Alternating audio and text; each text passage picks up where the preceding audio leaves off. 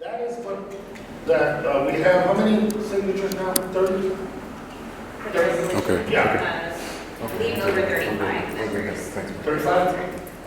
35 members, with your help and members of Congress that you know, HR 540, and a couple of them here for your information. But, you know, I said the other day when we were announcing the budget, and also when we were, you'll have somebody from Mr. Bocan's staff from Mr. Bocan's office come later to talk to you about the people's budget. We have had good reviews. This is the last time we got majority of our caucus to vote for it, Democratic caucus. We hope to get more members this time. And given the tenor and the tone of the politics in 2016, I think we will. The distinctions have been clarified a lot in the last 8 or 9 months in terms of progressives and in terms of what people are really saying out there. And you can be dismissive sometimes of the message, but you can't be dismissive of the message that's going out there strong, powerful, and being supported. And so we feel we're going to have more support on this budget than we had the last time. We've been doing this for working with and the inside-outside game around the issues of the environment is essential. Advocacy groups and organizations outside of this environment here are essential in us having any chance of moving some of these items forward. The power of one person, the willpower of 50 or 60 is not going to move it. It's going to be the consequences of not dealing with it that members of Congress have to understand is also in front of us as well. This session I became ranking member of the Natural Resources Committee for our side, and we have, I remember when the mission statement for the majority came out, the word climate change, the word we're dealing with disfranchised communities, environmental justice, none of those were any part of the discussion. And we created the Office of Public Engagement. We've integrated the staff, both racially and in terms of philosophy, to look at a broader picture of how environment can unify. And I think the umbrella being climate change, yes. There's also attendant environmental justice issues there. There is access issues for people. There's issues of equality for people. And there's issues of concentrations of power in many of the energy companies and utilities across this nation that seem to control the politics of what happens as well. And through this effort of the committee, we've held roundtables with communities of color. We've held roundtables with specific women's organizations, tribal members. We have had hearings in LA. We've had hearings in other parts of the country to begin to unify around environmental issues, a much broader coalition than has been in the past. And the response on the resolution 540 and communities across the board has been overwhelming. In fact, it has been communities of color that proportionally feel stronger about a carbon tax, feel stronger about doing something about climate change right now, and feel stronger and make the very important link and correlation between public health and the health of their families and their communities and the inability of this Congress to even accept the scientific fact that climate change does exist. So the resolution is a product of work of a lot of people, but the resolution also represents, I think, the attempt to turn a corner and make this discussion more about goals, measurable goals, and how to attain those goals than it could be mired in the debate of whether climate change exists or not, which is a folly to get into that debate. I think that I probably spent too much time having that debate, when in reality, the people we were debating with are not going to accept science or fact as a premise. Where do you go? And So you go by beginning to set measurable goals and how to get to those goals. With that, just let me leave it at that and open it up for any questions you might have. Well, Congressman, don't go anywhere. We have petition signatures to present Oh, to you as well. Yes, yes. So do you have any short questions for the Congressman? Short. Operative one. Short. And she looks at me when she says that.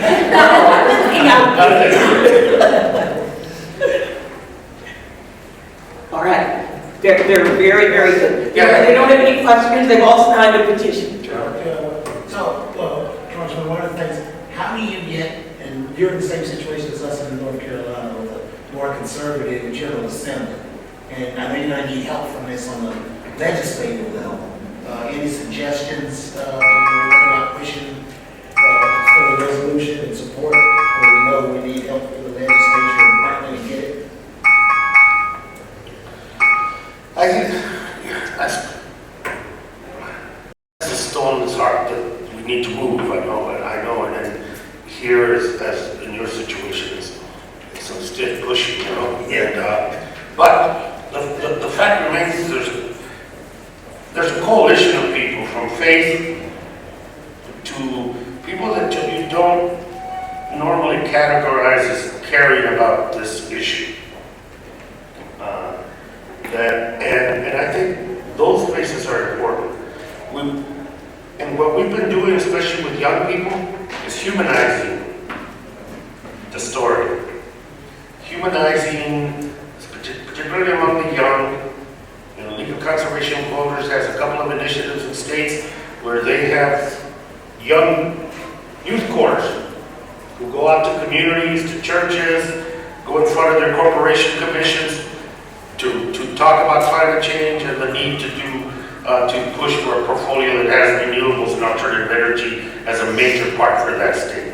And they've been very effective, those youth corps, simply because you're putting a young face in front of decision makers, and for some reason that's been horribly effective.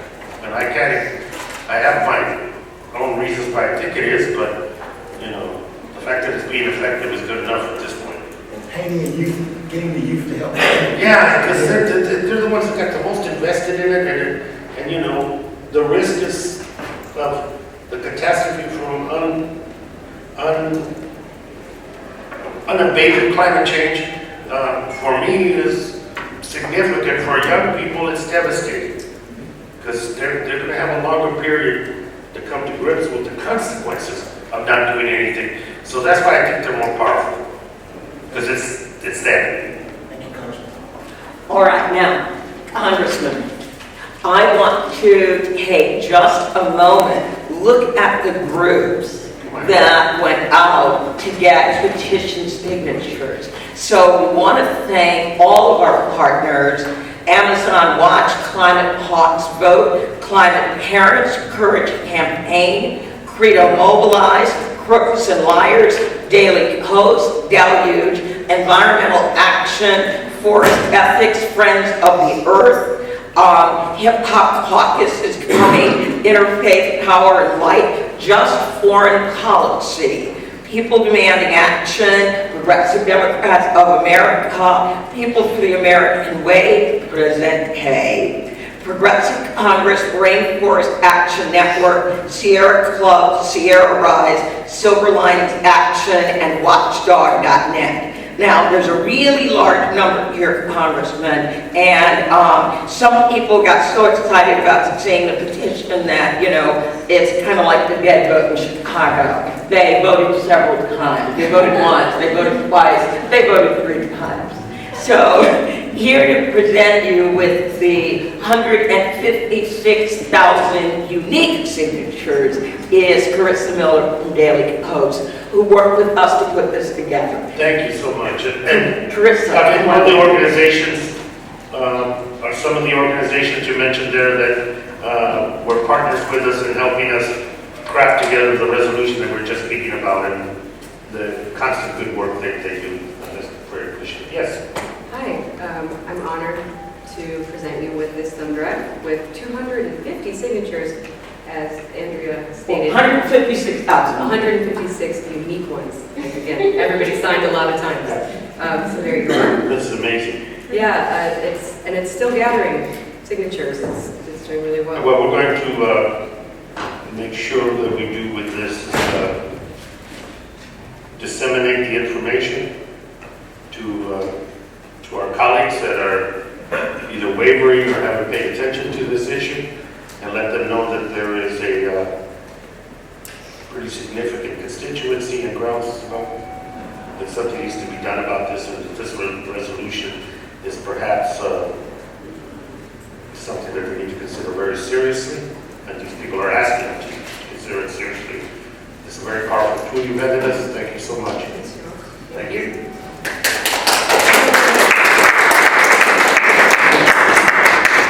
So if I can say, we are honored. I'm going to go sit down, right? Yeah, sure. We're honored to be able to help support the Congressional Progressive Caucus Climate Resolution. As you all just heard, it calls for bold but possible change. And as you also heard, my organization, Daily Coast, is joined by 20 other organizations. And we gathered an incredible amount of signatures in a very short time.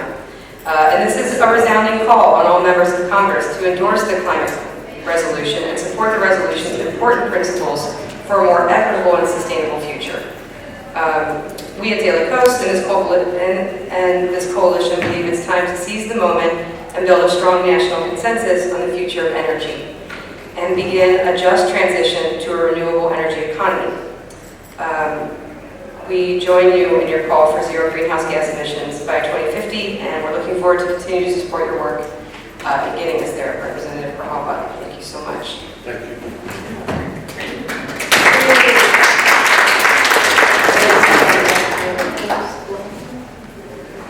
Do you want to? We can. Okay. All right. So I just want to talk a little bit about how this relates to how many petition signatures we got. We have a pretty incredible way of really talking with the members of our community. So I feel like I should tell you a little bit about our community, and this might also spark some ideas on how to collaborate in the future with us, because we have a lot of eyeballs watching us or going to our website a lot. So just quickly, between 7 and 10 million Americans visit Daily Coast at least once a month. And they come back. It's kind of like the people that sign multiple times. People keep coming back to our site. We have 65 to 70 million unique views, revisits to our site every month. Both as a large or larger, we are as large or larger than any progressive outlet in the country. And we're big across multiple platforms. So any way that people are on the internet and they're progressive, they're looking at us. We have an enormously large news operations, a really big email list, large social media presence, especially on Facebook. And because we are a blog, we create our own content. So we have 300,000 or 500,000, I don't have that number written down, I apologize, individual bloggers. So we are constantly creating our own content. So people are coming there, they're writing, they're having discussions, and they keep coming back because of that self-generated content. We bring in really big grassroots numbers for progressives on any inside-outside campaign. We have things called mega swaps. And these mega swaps are bringing coalitions of organizations together. That's how we helped to get this many petition signatures. And these mega swaps are a way for the progressive community to unite, and to unite across different, different organizations are focused on different issues.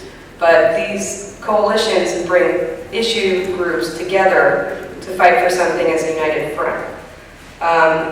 We've generated more than 1 million actions on things like net neutrality, the Iran peace deal, and filibuster reform. We highly encourage, we're very excited, this year we also switched platforms, so it's very easy to blog on our site. Before, it was very kind of old school blog. It was even kind of hard for me to get on there and figure out how to post a blog. Now it's as easy as Facebook. We highly encourage everyone to blog on our site and then to let us know and how we can try and help get more eyeballs onto the important work that your organization or that your committee is working on at the time. And that is all I have to say. Thank you so much. Could members of Congress blog on your site? Yes, Barack Obama blogged on our site. Yes, Elizabeth Warren blogs on our site. Hank Johnson blogs on our site. Please, more blogging on the site. All right, and I'm going to take that as an opportunity to tie it into a lot of the work that our members have done working on the people's budget. So Mark Carr, who is with us today, had his blog actually sent out in the Daily Post email, so we're very, very excited about that. Olivia Alperstein of Progressive Congress has a People's Budget blog, as does Miriam Hammerton and Paul Shannon. So as we are working on getting news out of our issues to the world, we have found that doing some blogging on Daily Post can be very, very helpful. And our own Donna Smith also has done some blogging on Daily Post as well. Now, since I transitioned directly over to the people's budget, I'm going to have Alicia Molt, who is with the Office of Representative Mark Hogan, and their office is tasked with the people's budget to give us an update on where we are with the people's budget. So, Alicia, please join us.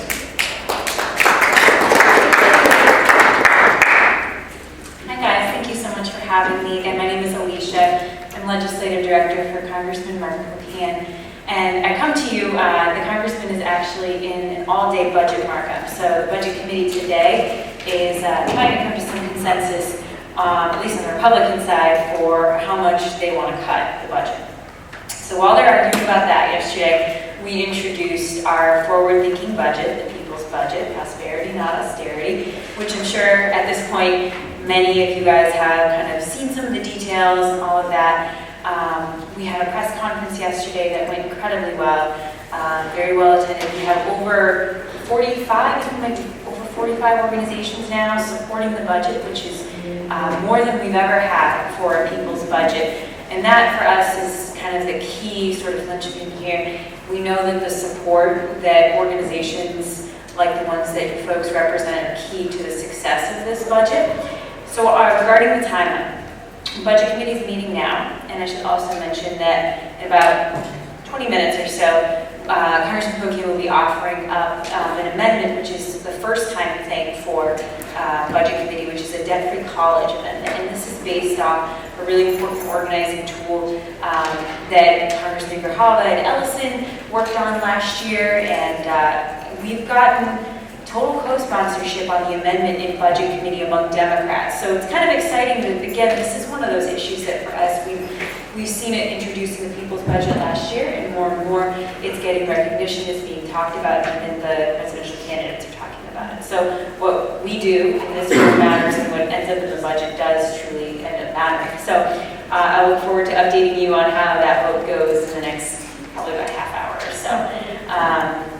Starting with the Budget Committee, if the Republicans decide they want to take something to the floor next week, we would be introducing the people's budget as an amendment, and it would get consideration on the floor, potentially a vote next week. Everything is kind of up in the air right now as far as Budget Committee goes. I've had some people tell me they expect us to be here till midnight tonight. Some saying that we might be out earlier, depending just on how things go and what the Republicans are able to do. But like I said, while they're kind of figuring out their pessimistic budget, we have ours. We're so thrilled, again, so much support for it this year. Our office is planning to actually do a release in the next few days, focusing specifically on the work that folks in this room and many others have done, particularly the folks who have organized, send out petitions, signed petitions, stuff like that. It's been incredibly important to us. And just to recap too, a couple other things that were newer to the budget this year that we really wanted to really focus on include funding for Flint, and not only to solve that immediate issue, but talking more prospectively about what we need to do to make sure our infrastructure, drinking water is safe for all people. Our budget this year also adds a section on voting rights. Something that's really important to Congressman Bocan. In Wisconsin, we've seen the right to vote attacked left and right nonstop since Governor Walker has been in his position. So we've plussed up tons of funding to Department of Justice, really focused on that. Debt-free college, again, main focus of the budget. Wage growth, infrastructure, those are some of the biggest focuses. We have a bunch of other things we're adopting. Congresswoman Barbara Lee's half in 10 policy, which is expected to reduce poverty by half in 10 years. So again, those are just some of the highlights. If you need any more information or looking for a list of groups or anything else, feel free to let me know. Andrea also, I think, knows the answer to most of the questions I don't know the answer to, so feel free to reach out to her. Thank you guys so much for allowing me to come by and update you though.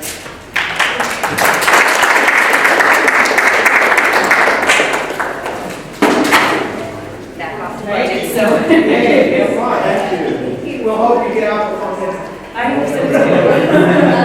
Take care, guys.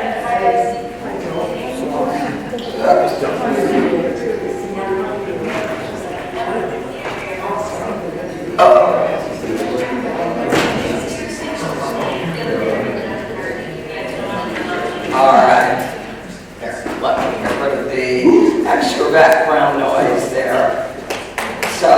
So glad that Alicia could join us and talk to us about what's going on with the people's budget. Now, people outside DC may not know it, but everybody in DC definitely knows Metro is closed today. So a number of people had some interesting challenges attempting to make it into this room. So our folks and friends at Social Security Works were not able to join us. They are all telecommuting, but they did send in their Social Security update. So I'm going to give you that now. Actually, I'm going to read what Lacey wrote, since the communications director spent so much time sending me this lovely email. Hello, Progressive Democrats of America and people demanding action. We are sorry for being unable to give the update in person this month. However, we look forward to being back in April.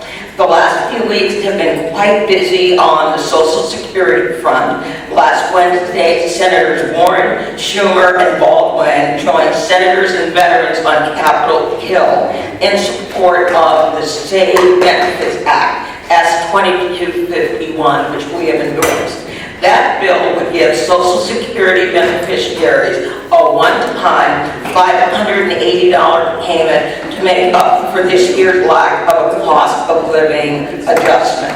The senators spoke at a press conference demanding that Mitch McConnell give the State Benefits Act a vote on the Senate floor. The group of senators, a group of seniors and veterans then delivered over 800,000 petition signatures to McConnell's office. All right, they've been collecting signatures for a lot longer than 2 weeks. They've been collecting signatures for 4 months. So, hence the bigger numbers. Right now, the State Benefits Act has 21 co-sponsors. We need to keep building momentum on the bill. So, if one or both of your senators isn't on the bill, we need them to hear from you.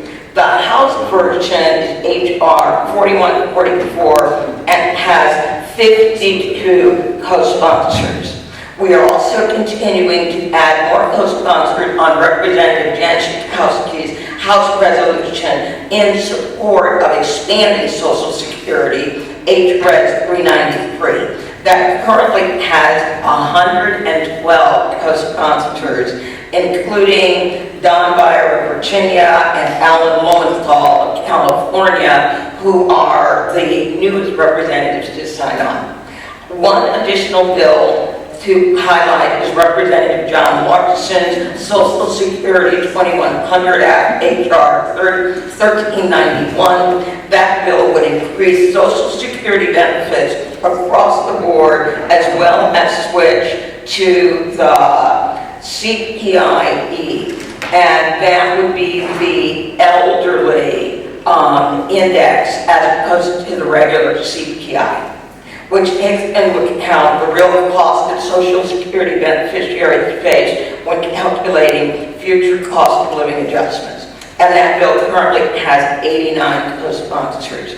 Overall, the momentum for expanding Social Security benefits is continuing to grow. 75% of House Democrats and 90% of Senate Democrats. Is it just me, or does something seem really backwards about that? But 90% of Senate Democrats are on board as well as both Democratic presidential contenders. PDA members around the country have been a huge part of making that happen. So thank you so much to all of you. So a big shout out to our PDA members and all the letter drops that you have been doing for all these months, because we've been featuring the expansion of Social Security for quite some time. The next guest that I'd like to bring up is Elizabeth Schuster from Food and Water Watch. And Liz is going to give us an update on some interesting things that are going on in the world of water. And we've been reading a lot about water. So Liz, come on down.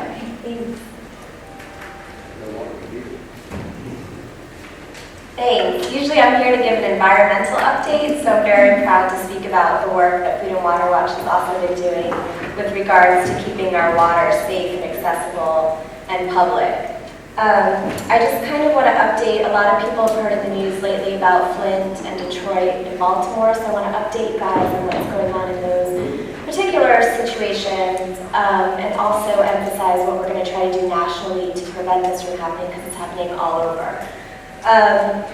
In Flint, Michigan, as you guys have probably read about and heard, the city's unelected city manager switched their water over from a safe source of drinking water to a very polluted river in order to save money, just to save a buck. This decision has resulted in toxic drinking water for more than a year and has caused permanent brain damage in the city's children. And that's because the water was laced with high levels of lead. The state relief that is needed to fix its broken water system is going to fall short, probably up to $1.5 billion, and that will be just to fix its broken water system and also give the Flint children the health care going forward that they're going to need. So right now what we're doing is we're working to get more federal dollars to go into Flint. They talked a little bit about that with the public, with the people's budget. We're trying to keep water flowing to Flint, so believe it or not, some people's water has actually been shut off.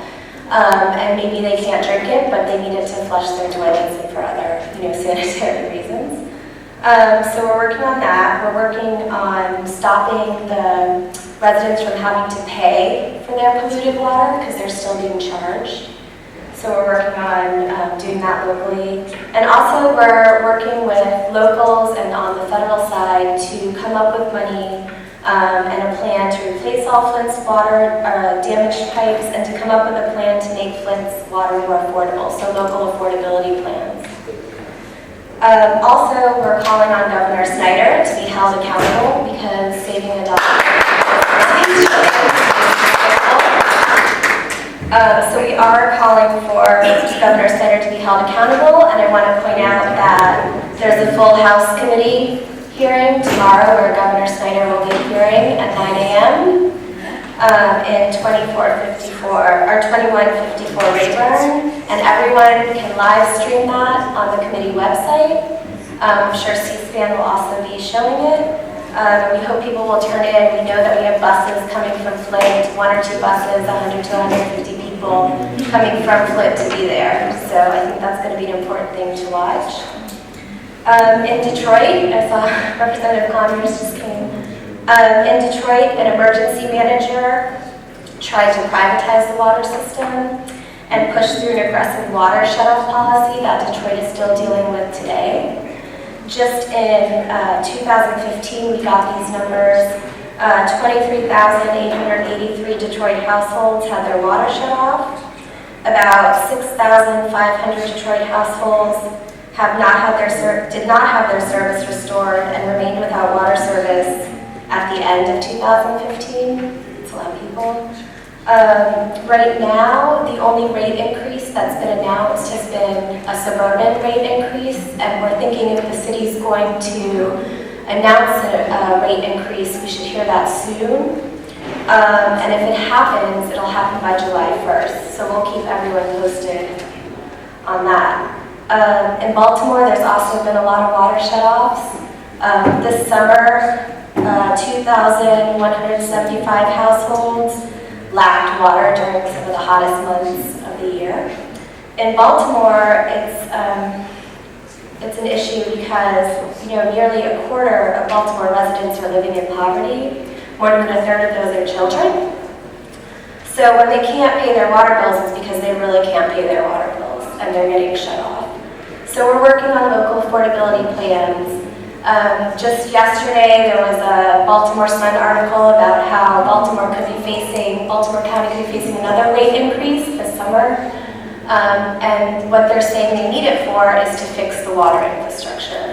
So nationally, what we're working on with partners like PDA and Representative Connors is nationally we are working on coming up with a plan to fund water infrastructure and taking it out of the appropriations process and creating a stream of funding that would be a dedicated source that would not be cut every year by the appropriations process. So as we continue to develop that, we'll continue to keep everyone updated. Thank you.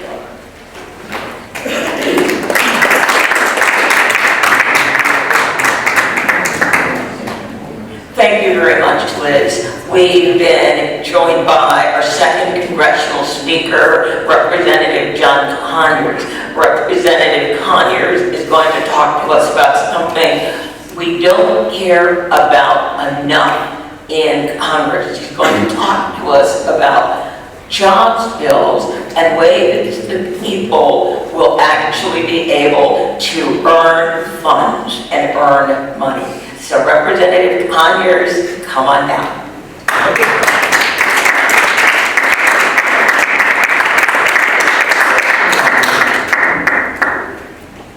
Top of the afternoon to you all. Greetings and salutations. I'm here to, first of all, get to know the people demanding action. If you're only a year old, that's a new organization in town, and I want to, if you got a progressive like Andrea Miller working on this, we got something that we can do together here. Let me start off by recognizing Joel Siegel, who worked with me for years on healthcare and jobs and justice. And we're going to be getting together with Andrea some more to really try to get this thing together. And I want to meet with you more. And the reason is that progressives are the revolutionaries of a century ago. We realized that to be progressive is to identify yourself with the important issues of the day, and that's what I'm trying to do. My idol was and still is Martin Luther King Jr. And whenever I'm in a difficult situation, I ask myself, I wonder what King would have done, or how he would have voted had he been here. And so we're all leaving a trail, a legacy. Miller's leaving hers, and you're leaving yours, whether you want to or not. And one of the things I found is important is that we should all try to do what we can to motivate others, and when you do that, you motivate yourself as well. And so it's in that spirit that I joined you briefly to just chat about how I approach the political situation in this country, and by extension, all the major nations on the planet. So I'm going to control my remarks to just a couple of pieces of legislation that are so important to me. To me, if I had a wish list, it would be to figure out how you get to a full employment objective in the wealthiest country in the history, in recorded history. How do you get everybody a job when even in my own congressional district in Michigan, we have pockets of 25% unemployment, sometimes even more. And we have a struggle for people to understand that drinking pure, clean water is an absolute necessity. And by the way, how do you accomplish economic and political justice? And so I think somewhere it was King that wrote that we're trying to get jobs, justice, which divides into economic justice and political justice. And then the third component is peace. I give Obama high marks for keeping us out of war, because as you listen to that humorous Republican nominating convention, these guys would punch people in the face, build walls. You say goodnight. We're talking about people that would, if they could, occupy the most powerful office in the world, the presidency of the United States. Who's going to be number 45? And so it's critical that we understand that jobs, that is full employment, that justice, which divides into economic justice and political justice.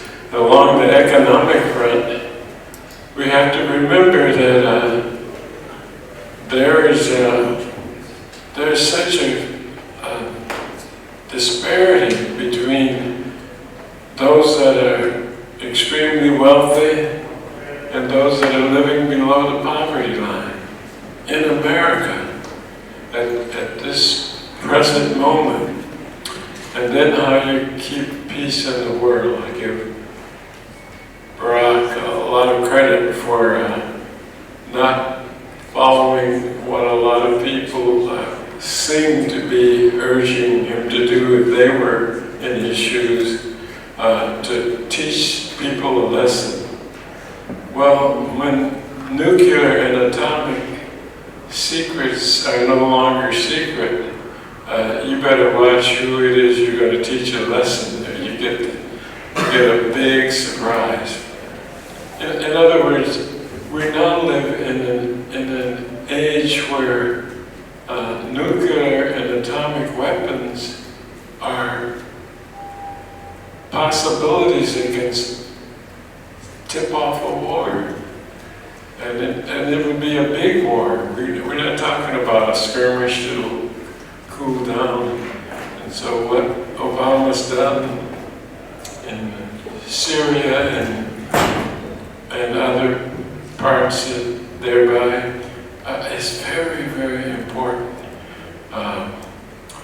It would be so easy to teach somebody a lesson, or show them who's boss, or just flex our military muscles just a little bit.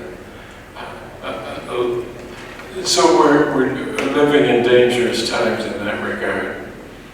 Now, my major bill now is creating full employment, H.R. 1000, named after Humphrey and Gus Hawkins, the Humphrey-Hawkins Full Employment Bill.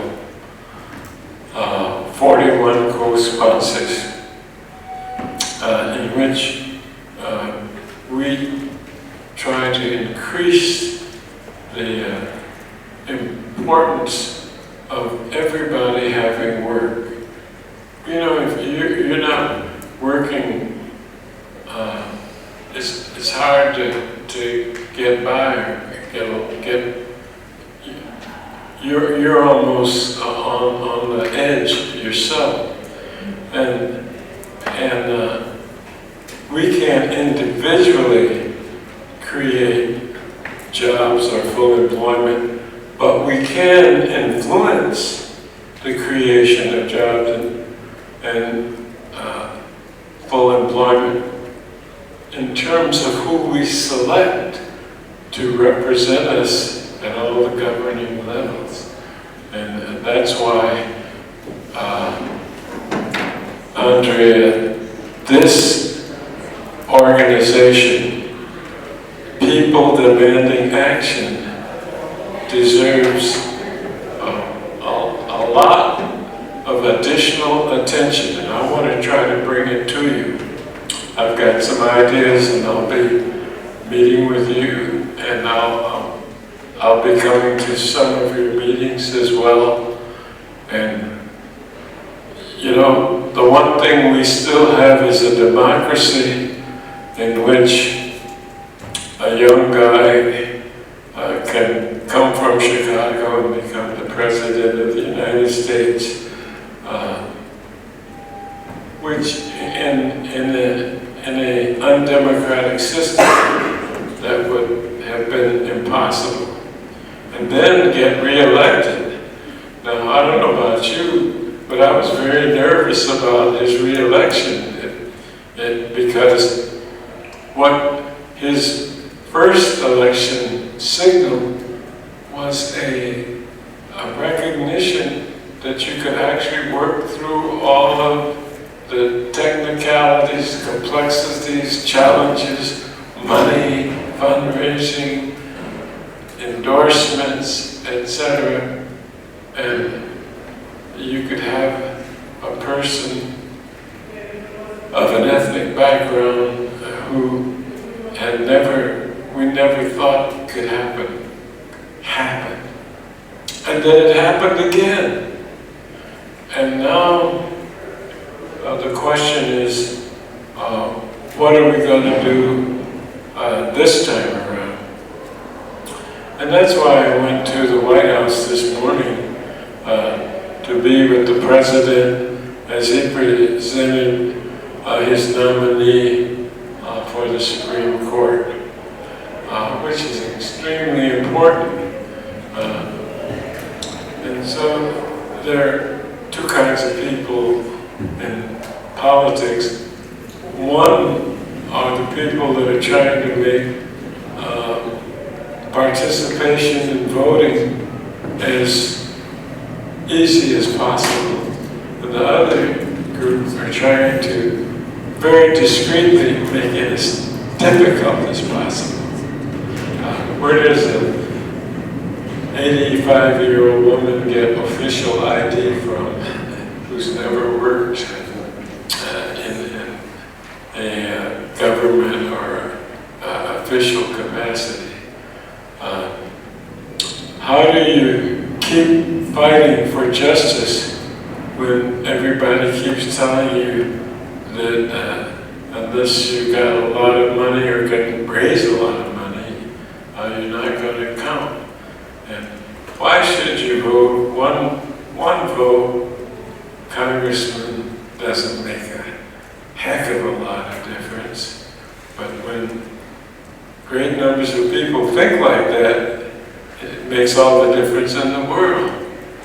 And so we're confronted with this great challenge of trying to make things happen that should be easier to make happen, but yet are being made hard.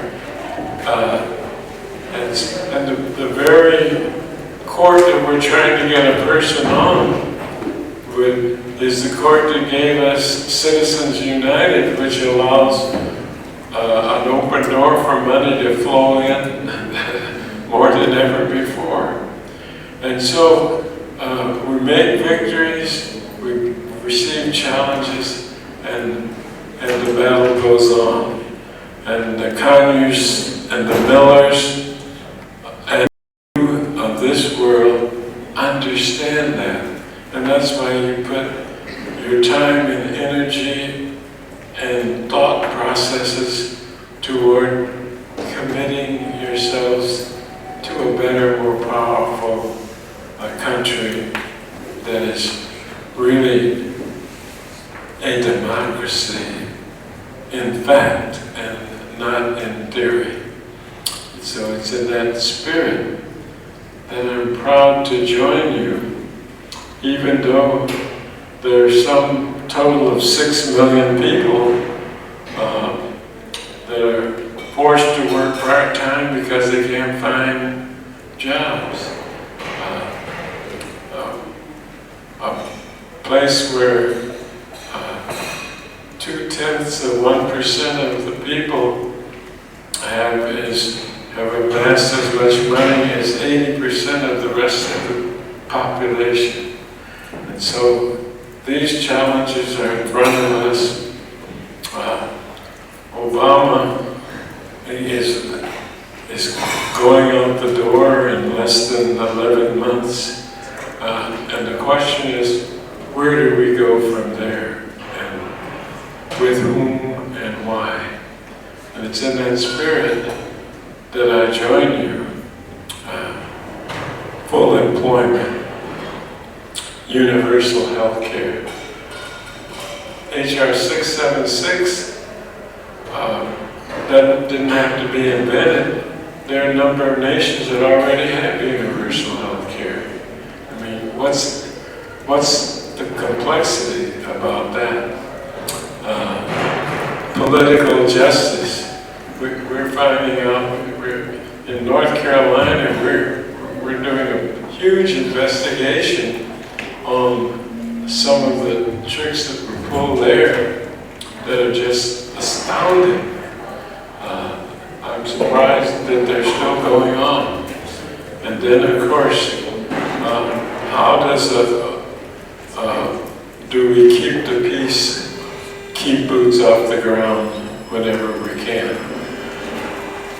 I'd like to stop there and get any comments or questions or challenges that you'd like to pose to me. Thank you very much. Thanks, Andrea, for inviting me to your new organization.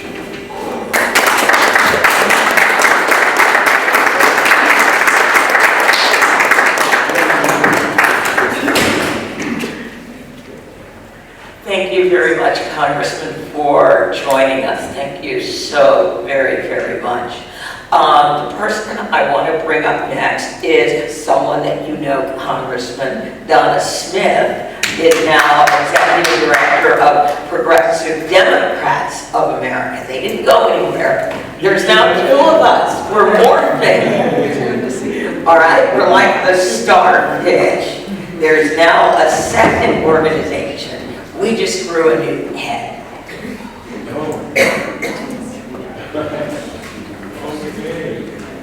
All right. Thank you, Congressman. I'll be very brief. Hi, everybody. I'm Donna Smith. I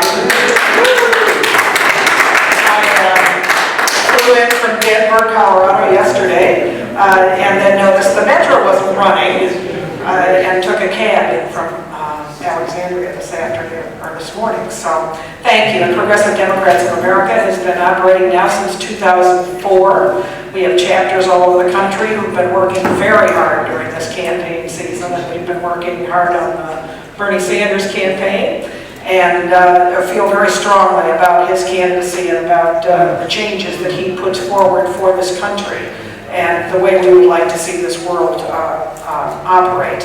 I think all of us would agree that on the Democratic side of the aisle, we're going to make history one way or the other. You know, we're either going to have the first Jewish president of the United States, or we're going to have the first woman president of the United States, one or the other. And we certainly don't want to take the chance on the other side of the aisle of what might happen there for any number of reasons. Thank you, Andrea, for all the important work you're doing at the Progressive Roundtables. What fabulous discussion today, from everything from climate change to election integrity issues to the issues in Flint that couldn't be more pertinent if we tried. I mean, can any one of us imagine? Can any one of us imagine what it feels like not only not to be able to flush your own toilet, but to know that your children were poisoned by the water supply in your city? I mean, it's a horrific thing that I think it's hard for any of us to really understand the anger and the fear that people in Flint must feel, and many of us probably will feel at some point in the future if we don't start addressing the infrastructure issues in this country in a more concerted way. So I wanted to tell you that PDA continues to have chapters. We have very active chapters all across the country. We've been touring with the NNU Bernie Bus, the National Nurses United Bernie Bus. There actually are now 3 Bernie buses, but we've been to several different states. I feel like we should be singing the song "I've Been Everywhere" sometimes. And I still really believe, and I never will speak anywhere without speaking about the importance of single-payer Medicare for all health care for all of us. It's not just that we have a lot more work to do from the Affordable Care Act. We do. I mean, there's nothing that terrifies many of us more. I'm a 61-year-old woman, and should the Republicans recapture the White House, I can't tell you how much damage it would do if the Affordable Care Act were repealed. I mean, what would be expected of people in the 55 to 65 age group? What would they expect? No one would sell insurance to someone like me, a cancer survivor, 61 years old. Stuff happens when you're in our age group, right? It just does. And that's a terrifying thought beyond that. Now, having said that, paying $700 a month for one person for health care coverage is not what I would term affordable. So there's a little bit of a disconnect for us on that issue. And the only way we're going to solve it, I believe, is through a Medicare for all single-payer system, and we've got to fight for that with everything we've got. And I would like to see every person who lives in Flint, given Medicare access right now, for now and forever. And I don't know if that's been addressed yet, giving all the residents in Flint Medicare now. Just the way Max Baucus did for a community in Montana, Libby, Montana, where there was so much environmental damage that they were given access to Medicare. I don't understand why that couldn't be done right away for those folks. So, and that would be a good idea. So anyway, I want to close with that. Thank you all for being here. I'm going to be on Tom Hartman's television program later. If you're so inclined, you can find Tom Hartman live on the internet, and it'll be about 7 o'clock, I think, tonight, Eastern time. Thank you very much for all the work you're doing, and go forward. Onward, as Tim Carpenter would say, onward.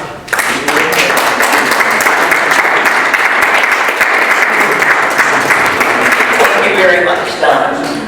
I'm going to bring up two people now who are doing some incredible work in the area of en masse criminalization. I'm going to bring up Bishop Hyde Robinson. I know many of our members have signed a petition asking for an investigation into the death of Black and brown people while in police custody. Bishop Hyde Robinson's daughter, Aja Dixon, was one of those people who was killed while in police custody. And then also coming up with Bishop Hyde is Robert Dawkins, who joins us from Charlotte, North Carolina, with the Safe Coalition, North Carolina. Robert works in many, many areas relating to police brutality, police violence, working with the survivors of murder by police. So I'm going to ask you to welcome these two very extraordinary activists, and they're going to talk to you partially about what we did yesterday and then going forward, both with our federal work and also our state work. So it's time, and Robert, welcome.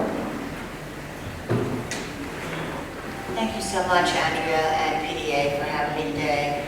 I was here a few months ago, and I just would like to submit this question. How many people in the room are parents? If you're a parent, could you raise your hand? Okay. I'm a parent, and I have lost not one but 2 children to this horrific demon called police terrorism. The reason why I stand here today is because of the good graces of Andrea and PDA. I was a single parent out there, a lone ranger fighting in the wind, trying to get some type of justice for my daughter and my son. No one would listen to me, no one. Because in neither case, my children didn't get any type of police, publicity or any type of media coverage, and there was no hashtag that anyone paid attention to because there was no media coverage. No one listened to me.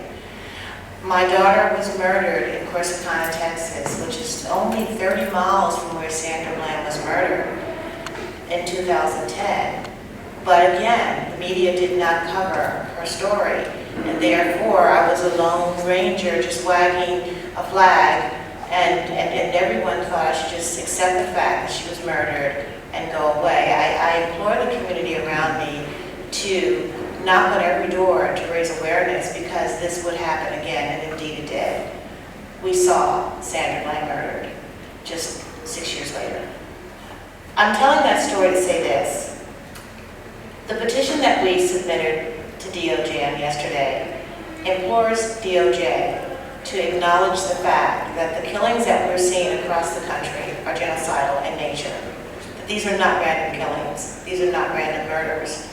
I am a therapist by profession, and I know that in order to solve a problem, I have to look at the source. I have to lift up the windows, the shades, the veils, and I have to call out what's happening. This pathology of genocide has to be called out. To lose 2 children 6 months apart is genocidal to police terrorism. If you work all of your life, all of your life, literally, and you know why you're here today if you're a parent, you're here because of your family.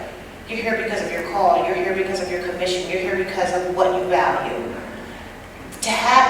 When you lose the most important piece of your life in 10 seconds, your entire life has been dismantled, and your value system has been pulled out from under you. It is the worst horror or nightmare a person could experience. Your entire life is gone in 10 minutes. Aja died in 10 minutes. She was in police custody 6 hours. She was gone in 10 minutes. When you face something like that, you have to have justice, not just for yourself, but for the world at large. This is about our humanity, folks. It literally is. Our children are our future. And what are we working for? What are we striving for? What are we living for? What are we pushing for, if not for our families? So the petition that we submitted on yesterday, because I could go on, and I'm trying not to do that, I'm holding back. But the petition that we submitted on yesterday deals with this very issue of police terrorism coined under the umbrella of genocide. Not just for one family member, not just for one hashtag, not just for one person that makes their name, you know, in the media, but for all black, brown, and red lives that have been sacrificed. We want DOJ acknowledged across the board. And if you have an issue with this, just look at the statistics. I mean, they're there. Over 1,000 black and brown lives killed in 2015. And that's an underreported number. Truly it is. One person murdered every 8 hours. That's an underreported number because we do not have a central data reporting base. So we truly don't know how many victims there are. So to just focus on 1 or 2 cases is ludicrous when we can see in front of us. If I have 2 children in 6 months and if I have 1,000 bodies in the ground in 1 year, something bigger than an individual random murder is going on. So our issue with DOJ, acknowledge the insult, acknowledge the assault. Let's do something about it. Let's dismantle the system that is creating this horror, this nightmare, and let's get in and reopen these cases. I have talked to hundreds of parents all over the country. Our stories are the same. No documentation submitted, no video footage released, no autopsy pictures allowed, no indictments, no justification, no justice. It doesn't matter. I lost a daughter in Corsicana, Texas, and a son in New York. It doesn't matter where these murders occur. The end result is the same. And I'm asking for your support with this effort. What you did with the petition was phenomenal. I'm just a lone mother out here. And had it not been for the good graces of PDA, we would have never gotten Aja's name out as far as we have. And we would have never been able to get over 12,000 signatures. So I just want to thank you and continue to support the petition. This was just an initial effort. We're not done yet. We need 100,000 before we can even sit down at the table with anybody. So please continue to sign. And when you go home, please look at your children and be grateful that they're still with you.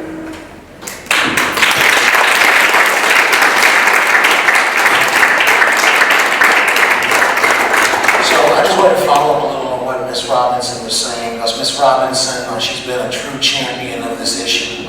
We've traveled the country, we've been to New York City with a few hundred other victims. We've had lobby days, we've been to the Justice Department for looking at where we are now on Capitol Hill. You just heard from Congressman Conyers, who's been a strong champion, who has tried to pass legislation. The problem is we can't seem to get legislation passed.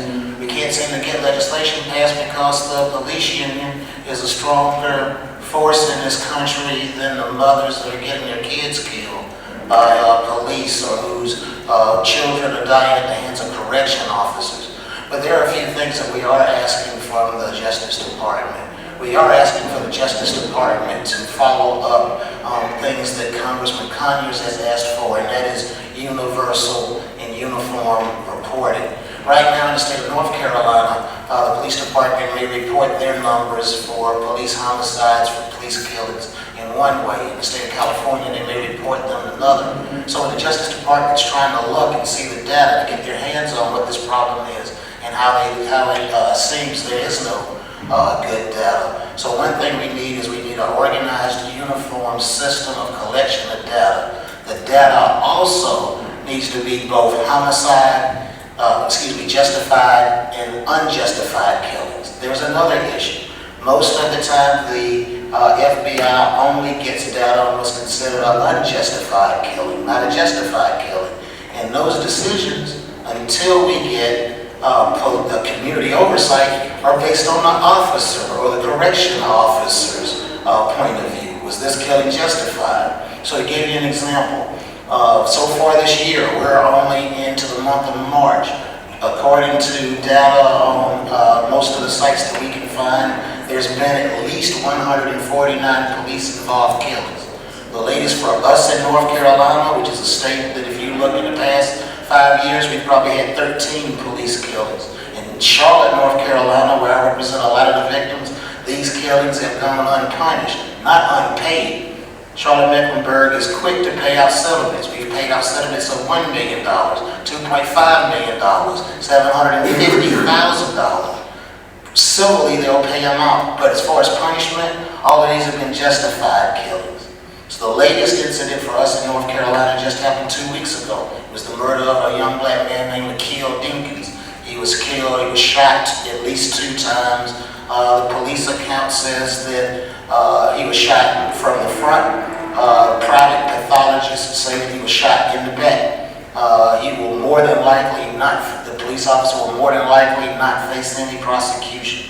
So we're asking for a few things, and that is to keep putting pressure on the Department of Justice for homicide data to be collected in a uniform manner for all states. We're asking for for you as people that are involved here in Congress to demand that we have some type of police oversight and not the advisory oversight that most places allow. In North Carolina, there's only 4 cities that have a police review board, and those cities can't really investigate the case. They can't subpoena witnesses. They can't investigate evidence. They do not get the internal affairs file so that they know what happened. All they get is a case summary. And for that, even if they find the officer committed something wrong, they do not have the power to punish the police officer. The only thing that we can do is make it to where every city has the power to form an independent citizens review board, the power to subpoena, the power to investigate, and the power to find an officer guilty if there's something wrong.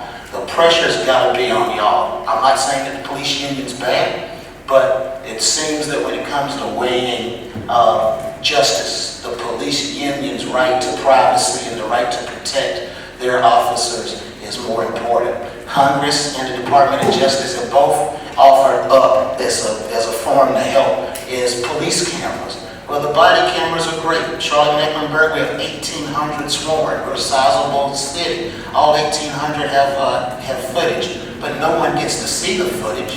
If the footage is collected and we are saying that the officer did something that was internally wrong, in other words, it wasn't a crime, you didn't kill anybody, but you racially profiled or you accosted a citizen, well, that's protected because the officer is going to be internally disciplined, so you can't see that film. It's covered by his record, so the public has no transparency there. If the officer goes as far as to kill somebody, then that's protected because that's covered as a criminal case, so you can't see the video footage. The only few cases that there has been the ability to see the cases was when the police chief herself decided to offer it up, and that was in Chicago with LaQuan McDonald. And the only reason it was offered up is because people had cell phone video, and the police just didn't want to get caught behind the 8 ball. So until Congress or until the Department of Justice actually comes up with us some legislation that's going to have teeth, this problem's not going to end. It's just going to continue. The problem is we're just talking about African Americans and Latinos. That seems to be what people pay attention to. But this problem goes larger than that. We're the ones that's impacted by it the most. But out of 12 to 14 killings in Charlotte by the police, only 5 of those were people of color. The rest were white. They were killed by Charlotte-Mecklenburg police, and they haven't seen any justice either. So, just some things I wanted to for y'all to think about, and thank you for letting Ms. Robinson and I talk. Thank you.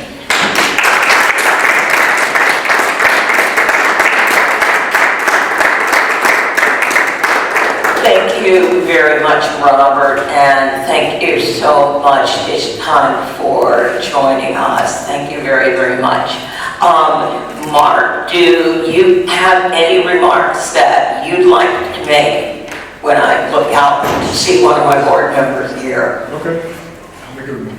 All right, come on down, Mark. This is Mr. Mark Carr of Social Solutions.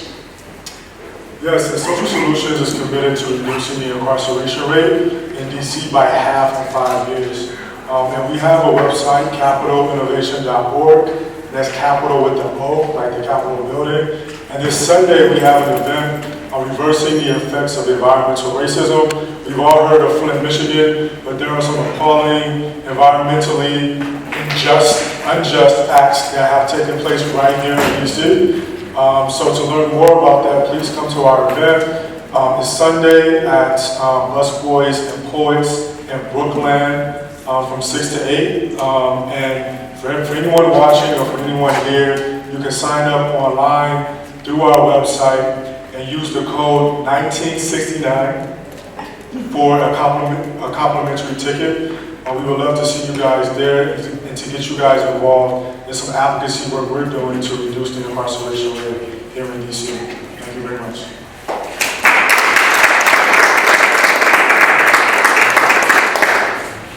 Thank you very much, Mark. I have another board member here, Mark Dudzik, Labor Campaign for Single Payer. Anything going on special you'd like to tell our viewers about? And folks in this room, come on down. Come on down, Mark. Mark's going, wow. Well, thank you, Andrea. I think we've covered some of the issues. What we are really working on right now is a rapid response to some of the falsehoods and misstatements that are coming out around single payer and as a result of the presidential debates. So we would think it's very important to respond effectively to those misstatements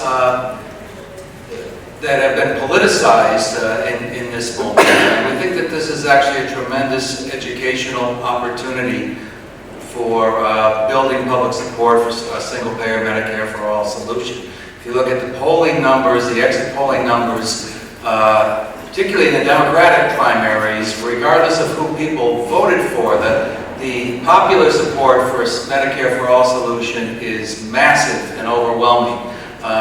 The only resistance we're having right now is sort of in the pundit world here in Washington, D.C. and academia.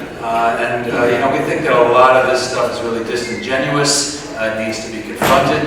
We're working with our allies in healthcare now for a rapid response project.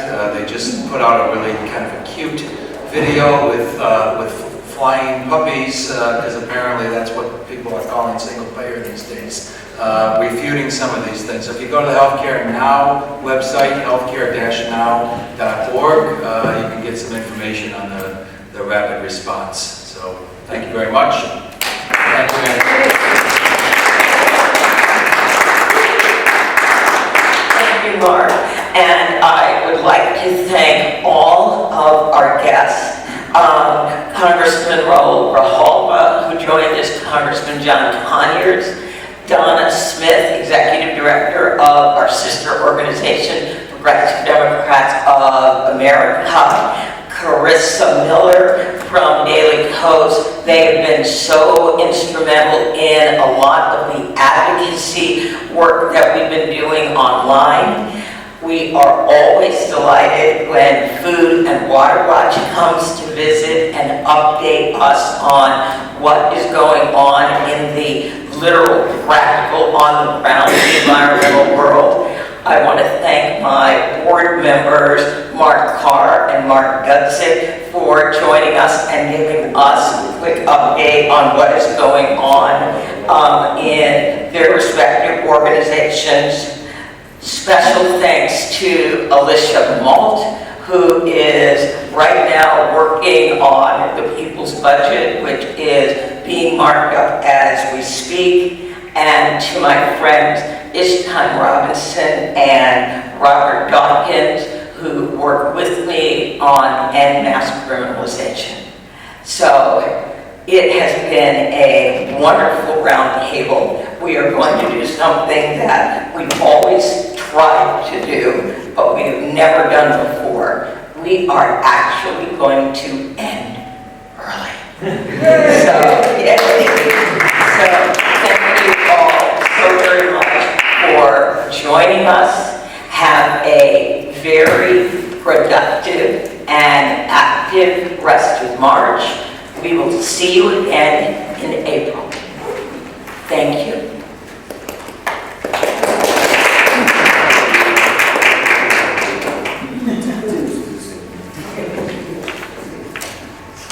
Copy.